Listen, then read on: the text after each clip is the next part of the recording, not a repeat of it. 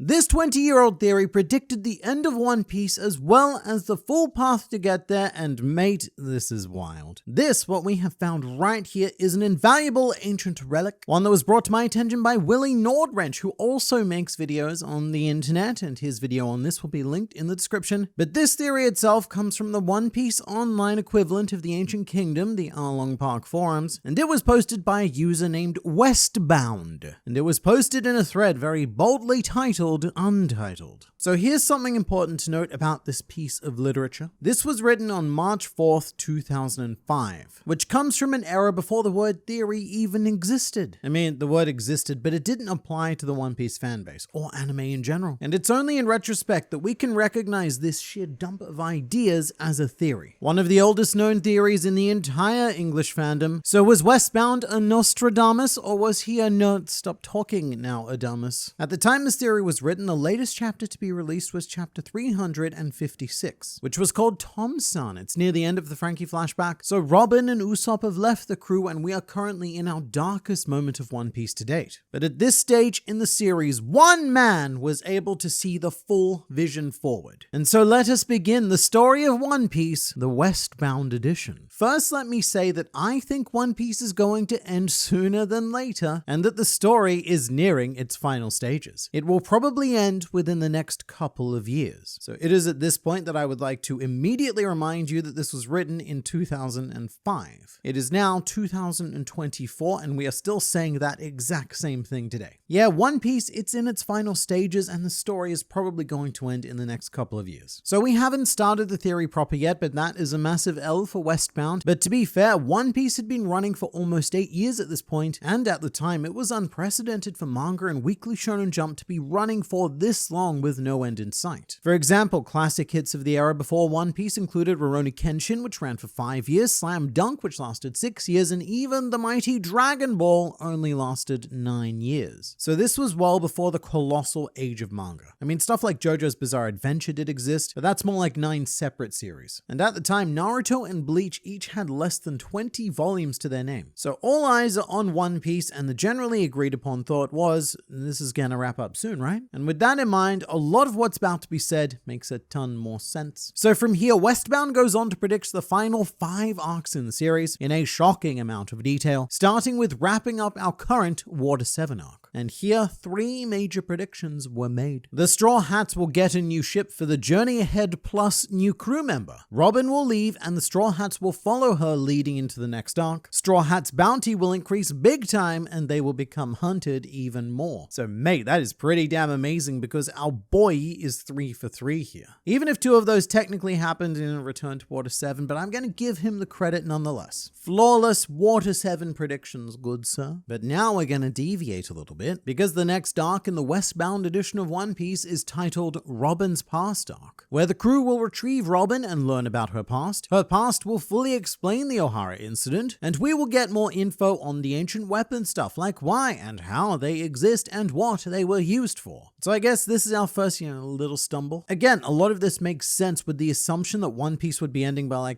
2008, but it's 2024 and we still don't actually know why the ancient weapons exist. But at the very least, we do know what one was used for. We will learn what relationship she, being Robin, has to the world government. We will also learn the government's That's actually how it's spelled. We will also learn the government's true faces and motives, brackets, namely the 5 Elder Star guys. I love that he used the word namely, because it took us all the way up to Egghead Island to even learn the names of these 5 old men. And I swear that One Piece is the only series in all of existence that can trend on Twitter by revealing the name of a single old man. That's all he had to do. There was no lore bomb, there was no big action. Oda just put a name tag on an old man, and mate, we went wild that week. We will learn info on Aokiji and the past incident between him and Robin. Another big fight will break out, Straw Hats versus the Marines. Maybe Aokiji again, or maybe Smoker will make his return. A big revelation about Roger will be made, only adding fuel to the fire of his mystery. Straw Hats will win, and their bounties will get increased big time. With Robin back and all the new info learned, the Straw Hats will set off to the new arc. Alright, so this man had some pretty big expectations of Enies Lobby, nay, Robin's past arc. Highly regarded as one of the best arcs in all of the series, but compared to the Westbound edition, mate, Enies Lobby fell flat. What I love most about this is that Westbound expected the Straw Hat bounties would be raised again after already having them increased at the end of Water 7 for some reason. Roger stuff aside, these predictions, they're not terrible, especially the big fight with the Marines. And I also think it was pretty reasonable to assume that Aokiji may have had a bigger role to play here, considering that he kicked this entire saga off. And look, to provide some context, I was a forum dweller during Enies Lobby, and there were a lot of expectations about the Marines at the time. When the Buster Call was initiated, every named Marine in the series was speculated to turn up. Smoker, Toshiki, Hina, Django Fullbody, John Giant, Kobe Helmepepepo, and even Garp before we knew he was Luffy's grandfather. For a brief period, the popular thought was that this was going to be what Marineford would go on to be. And the same thing still happens to this very day. When the raid on Onigashima was happening, everyone weekly was just talking about who wasn't there and anticipating who else was going to show up. Internet denizens were convinced that Dragon and the Revolutionary Army were going to join the raid, that the Grand Fleet were going to arrive, that the rest of the Whitebeard pirates were going to rock up, and that the Marines were going to launch a full-on assault led by Kizaru, and also that Blackbeard was going to crash the party at the last second. None of that went on to happen, so I do find it pretty funny that absolutely nothing has changed in this fan base in 20 years. But this is where things get real interesting. We're done with the Robin's past arc now, we're moving on. And the next arc in the Westbound edition is titled The Pirate Summit Arc. Now, for anyone who's been involved in this fan base for approximately 2 decades or around there, you'll know exactly what this is referring to. And for anyone who hasn't, you won't, and for good reason, because it doesn't exist. Back when this theory was written, the English translation of One Piece hadn't even finished Syrup Village, meaning that if you actually wanted to read One Piece, you had to do so via some very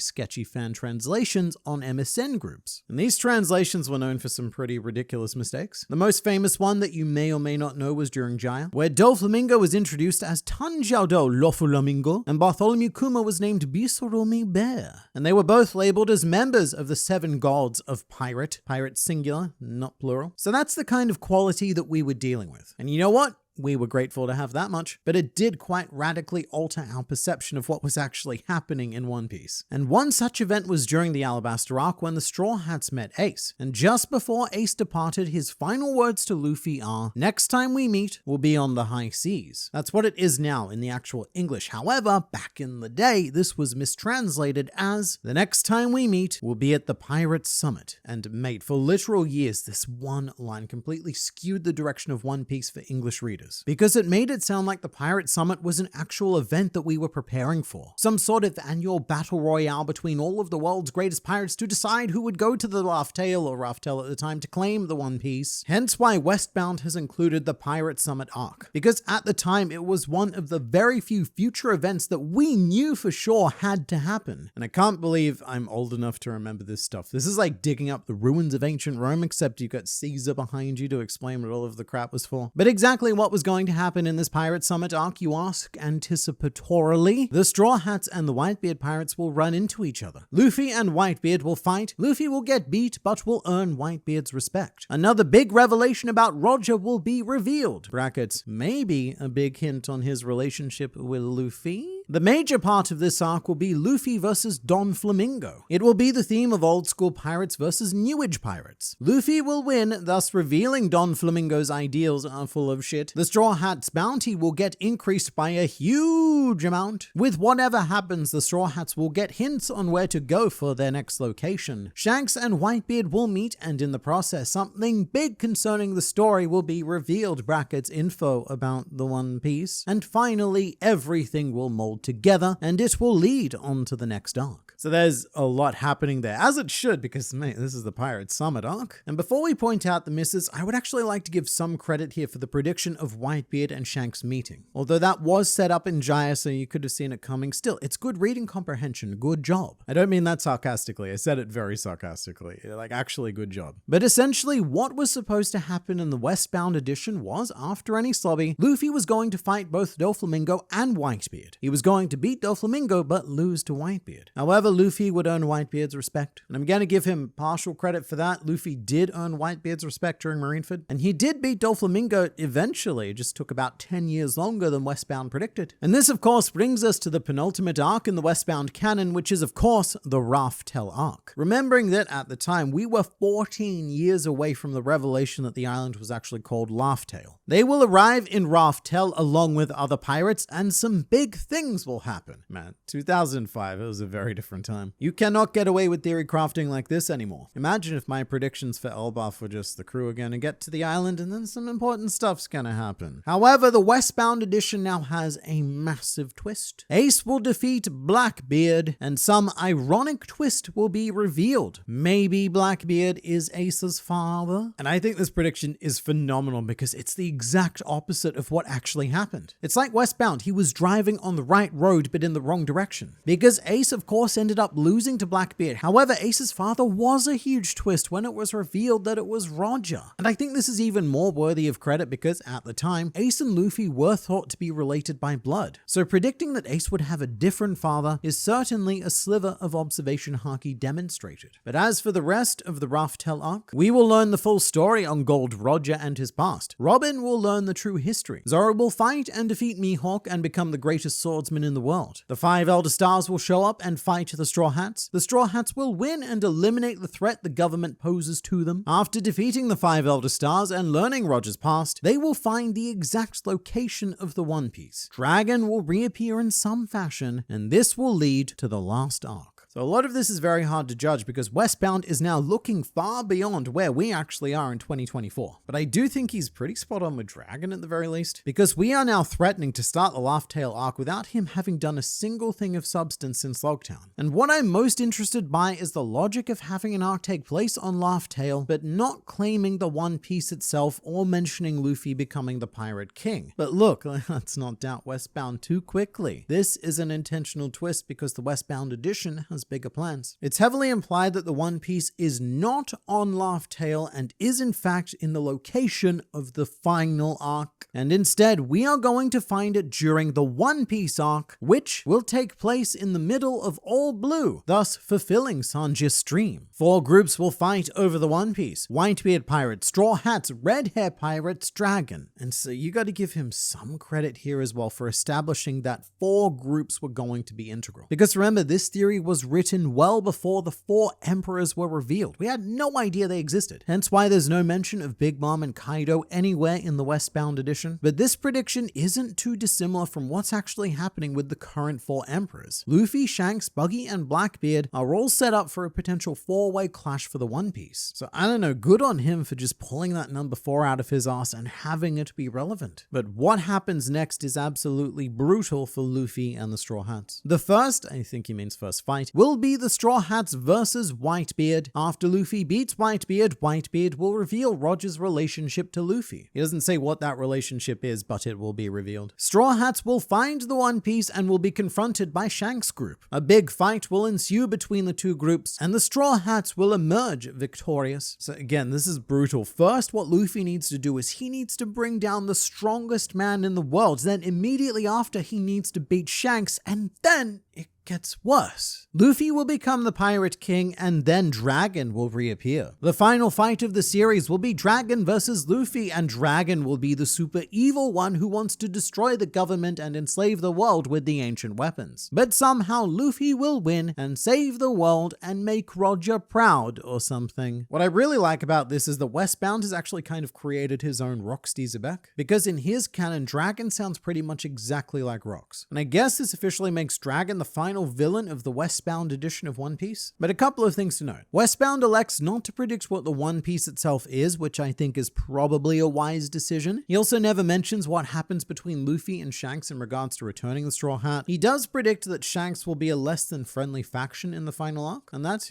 looking pretty on point. I mean, I don't think we're going full on evil Shanks, but Shanks is going for the One Piece and is currently one of Luffy's key rivals. Westbound also never mentions the other Marine Admirals, despite the fact that we know they've existed since Long Ring Longland, or what happens to Ace after he defeats his father Blackbeard. But luckily for us, we also have a westbound epilogue. All of the past people in the series will learn that Luffy became the Pirate King. They will travel back through the Grand Line and meet Laboon again and various faces. The Straw Hats will all return to their homes to tell their adventures. The series will end with the crew reuniting a few years later and sailing off into the ocean carefree like old times. The end. And then there's some post-author commentary. Of course, there will be plenty more plot twists and various other things that I didn't mention, but anyways, that's how I think it will end. So the series isn't too far off from ending. I give it another 5 years before One Piece ends. Alright, so let's do some quick maths on that. Westbound predicted that One Piece would end around March 2010. And that would take us to chapter 576, which is the chapter where Whitebeard dies during the Paramount War, and then later that year, we would go through the time skip and officially begin the second half of One Piece, which has now lasted significantly longer than the first half. And you know, honestly, I really don't think the predictions were too bad for 2005. There are some pretty glaring things missing, but I can't even blame reading comprehension for that because what we were reading back then was barely English. It was a completely different One Piece. And look, there is still time for the Westbound edition to pay dividends here, as we have yet to explore Raftel and the One Piece, so there is still time for him to be correct. Luffy could land on Raftel and then Whitebeard gets resurrected by Gecko Moria, then Shanks and his super evil father Dragon, not Shanks, Luffy's father. It doesn't matter because Luffy's gonna punch all three of them. He saves the world and then Roger from beyond the grave is proud or something. The end of peak fiction. Now I will say that the reception to this theory at the time was a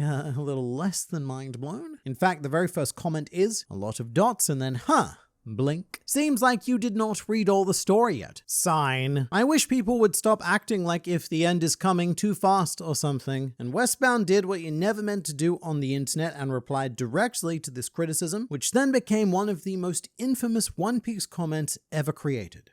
Why do you say I haven't read it all? FYI, I've read everything so far. Rolls eyes. And you wish that people wouldn't act like the end is coming so fast? Dude, did you even read what I typed? I said 5 years. 5 years is hardly fast. You gotta face it, man. One Piece won't go on forever, and it's going to end sooner rather than later. Brackets. Read the SBS comments sometimes. Oda said he doesn't want to make One Piece his life work, and he is already 30 years old or something. And One Piece started when? 1996, right? Wrong, 1997. That's almost 10 years. Lamau, One Piece won't be like Hajime no Ippo and go on to volume 100 plus. So for all of you still watching this video far, far into the future in 2024, as One Piece has just released volume 109, let this be a lesson in humility as well as the folly that is trying to predict fictional pirates.